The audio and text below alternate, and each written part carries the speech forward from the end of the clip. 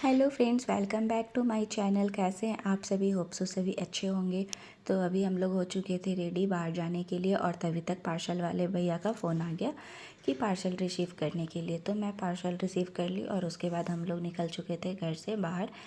तो हम लोग आए हुए थे, हम लोग के घर के पास में है BSS स्टेडियम, तो वहाँ पर बैडमिंटन खेलने के लिए। तो हम लोग बाबू को साथ में लेकर आ गए थे और यहाँ पर आजा बहुत अच्छा है। यहाँ आजा पर हम लोगों को दो वॉक वगैरह भी करना होता है, तो हम लोग दे दो यहाँ पर बेटा आ जाते हैं। काफ़ी दे क्लीन दो स्पेस है रहता है यहाँ पर। यहाँ पर दो बहुत बार मैच वगैरह का दे दो टूर्नामेंट मम्मा को वगैरह दे रहता दो। है, तो बहुत ओ अच्छा बेटू लगता है यहाँ पर आकर के। यहाँ पर बाबू बैडमिंटन ले ली है और वो हम लोगों को दे ही नहीं रही थी, तो पूरा बैडमिंटन ले करके उसे भी खेलना था। तो हम लोग यहाँ पर बैडमिंटन खेले और बहुत सारा मस्ती किए। बाबू भी अपना यहाँ पर आके उसे बहुत अच्छा लगता है, पूरा लंबा चौड़ा स्पेस मिल जाता है खेलने के लिए।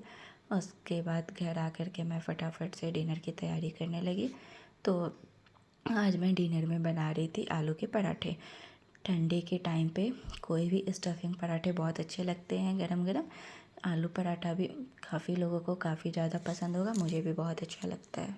साथ ही साथ मैं बाबू के लिए दूध रोटी फूलने के लिए डाल देती हूँ, क्योंकि अभी हो चुका है लेट और ज़्यादा लेट हो जाने पे बाबू खाना नहीं चाहती, क्योंकि अगर उसके सोने का टाइम हो गया तो वो फिर उसे खिलाना बहुत मुश्किल हो जाता है। वैसे तो मैं उसे आलू पराठा भी खिला देती हूँ, बट अभी वो पूरे सोने के मूड में है, तो दूध रोटी वो जल्दी जल्दी खा लेगी, तो आज दूध रोटी उसे खिला देती हूँ। और आलू पराठे पतले पतले मुझे काफ़ी ज़्यादा अच्छे लगते हैं। पहले तो मुझसे आलू पराठे अच्छे नहीं बनते थे, मतलब वो फट जाते थे बीच में से ही। बट अब मैं आलू पराठा बनाने में बहुत एक्सपर्ट हो चुकी हूँ, काफ़ी अच्छे बन जाते हैं, बिल्कुल सॉफ्ट सॉफ्ट टाइप के, इतने सॉफ्ट रहते हैं कि वो मज़ा आ जाता है खा करके।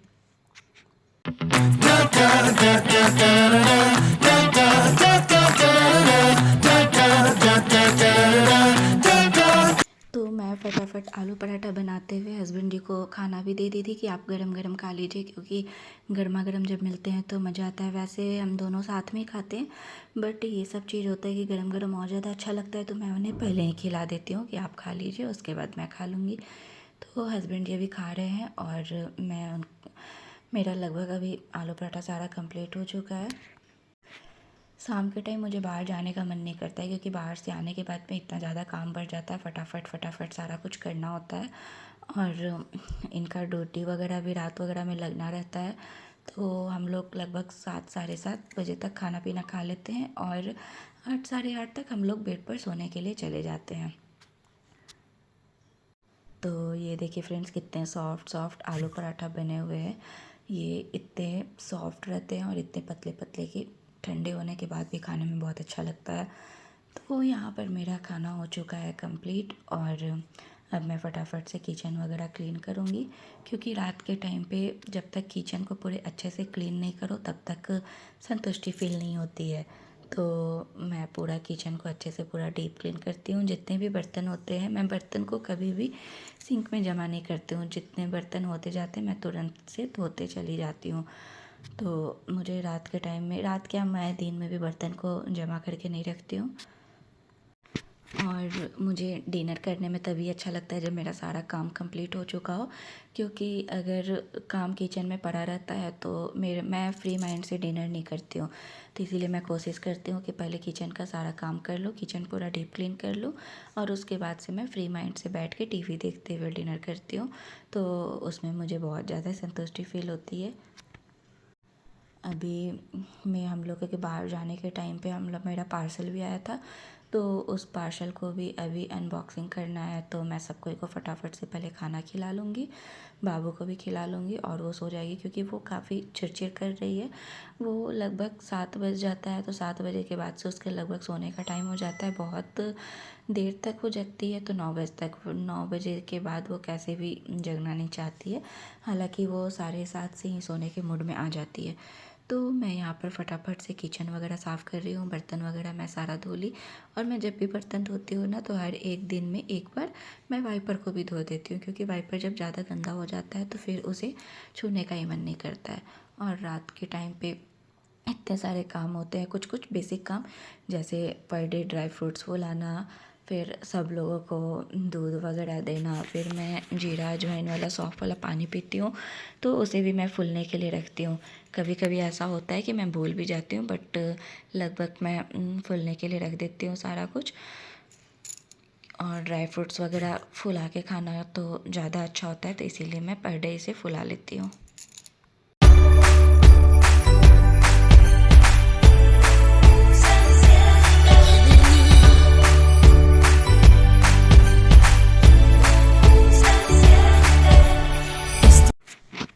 तो यहाँ पर मैं पानी वगैरह सारा काम कर लेती हूँ और उसके बाद अब मैं दूध वगैरह बना लूँगी।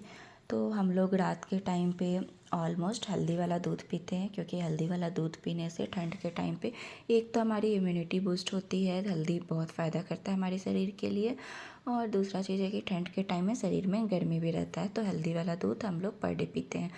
और उसके बाद से मैं यहाँ पर आ चुकी हूँ अपना डिनर लेके, और साथ ही साथ बाबू का भी डिनर लेके आई हूँ। तो उसे मैं दूध रोटी खिला रही हूँ, तो मैं खुद भी साथ में खा रही हूँ टीवी देखते हुए, और बाबू को भी फटाफट से खिला लेती हूँ।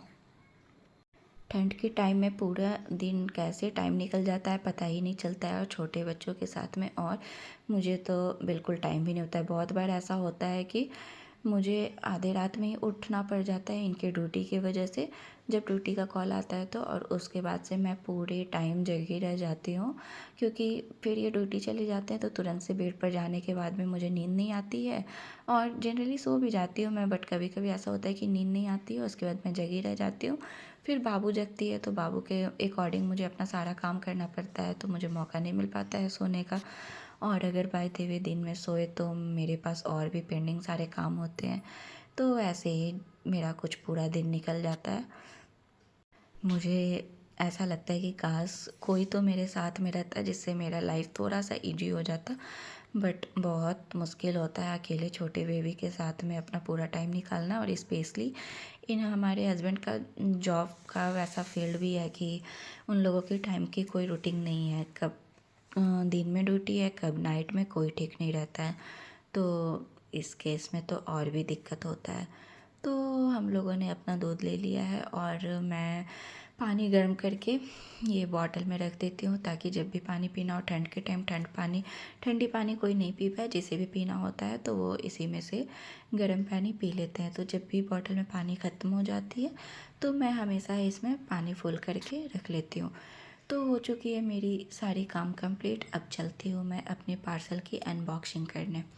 और ये इतने अच्छे से पैक करके आया हुआ था ना, पता नहीं अंदर में सामान अब देखना है सेफ़ है या नहीं, बट जितने अच्छे से जितने सेफ्टी के साथ में ये पैक किया हुआ है, अंदर भी सब सही ही होगा। तो मैं ये पार्सल ऑलरेडी पहले भी एक बार ऑर्डर कर चुकी थी, बट पता नहीं क्यों वो बहुत ज़्यादा डिले उसका डेट दिखा रहा था, और खुद ही उनके तरफ से ही वो कैंसिल कर दिया गया। पता नहीं क्यों, क्या इशू आया मुझे नहीं पता। तो उसके बाद बहुत दिनों से मैं ये सोच रही थी अपने किचन के लिए मंगाने, इसे मैं किचन के लिए मंगवाई हूँ। जिसका भी नॉन मॉड्यूलर किचन है ना, तो उसके लिए ये बेस्ट चीज़ है, क्योंकि मेरे साथ है ना कि बहुत सारे छोटे छोटे डब्बे वगैरह हो गए किचन में, चॉपर वगैरह हो गए, या फिर और भी अननेसेसरी सामान जो कि इधर उधर रहते हैं, तो ये सारे कुछ को मैं सोची हूँ इसी में ऑर्गेनाइज करने के लिए। तो ये तो देखने में काफ़ी ज़्यादा अच्छा लग रहा है, और मैं कलरफुल भी मंगाई हूँ, ताकि ये पता रहे कि कौन से बॉक्स में कौन सा सामान रखा हुआ है। तो देखती हूँ मैं कैसा है, इसे सेट करके मैं आप लोगों को भी दिखलाऊँगी अगर आप इंटरेस्टेड हो तो। देखने में तो ये इतना कलरफुल लग रहा था, बहुत अच्छा है। बाबू अभी सो चुकी है, तभी मैं इतनी आसानी से पार्सल की अनबॉक्सिंग कर रही हूँ, वरना वो जगी रहती तो मुझे करने नहीं देती। इसीलिए मैं उसे सुला करके और तब आई हूँ पार्सल की अनबॉक्सिंग करने। तो बस आज के ब्लॉग में इतना ही, मिलती हूँ मैं नेक्स्ट ब्लॉग में, तब तक के लिए बाय बाय।